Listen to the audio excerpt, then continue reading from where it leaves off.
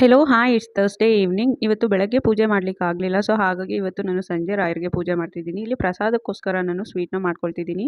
ಬಾಳೆಹಣ್ಣು, ಬೆಲ್ಲ, ಕೊಬ್ಬರಿ ತುರಿ, ಸ್ವಲ್ಪ ಏಲಕ್ಕಿನ ಹಾಕಿ ನಾನು ಪ್ರಸಾದನ ರೆಡಿ ಮಾಡಿಕೊಂಡೆ. ಇವತ್ತು ಮನೇಲಿ ಹೂವನೂ ಸಹ ಇರಲಿಲ್ಲ. ಸೊ ಹಾಗಾಗಿ ಗಿಡದಲ್ಲಿ ಒಂದು 5-6 ಹೂವು ಇತ್ತು, ಅದನ್ನೇ ತೊಗೊಳ್ತಿದ್ದೀನಿ. ಹೂವಿನ ಜೊತೆ ಸ್ವಲ್ಪ ಪತ್ರೆನೂ ಮತ್ತು ತುಳಸಿ ಎಲೆನೂ ಸ್ವಲ್ಪ ತೊಗೊಂಬಂದೆ. ನಮ್ಮ ಲಕ್ಕಿ ನೋಡಿ ಎಷ್ಟು ಚೆಂದ ಕಾಣ್ತಿದ್ದಾನೆ ಈ ಡ್ರೆಸ್ಸಲ್ಲಿ, ಸೂಪರಾಗಿ ಕಾಣ್ತಿದ್ದ. ನನ್ನ ದೃಷ್ಟಿನೇ ತಾಕುತ್ತೆ ನಮ್ಮ ಲಕ್ಕಿಗೆ, ಅಷ್ಟು ಚೆಂದ ಕಾಣ್ತಿದ್ದ.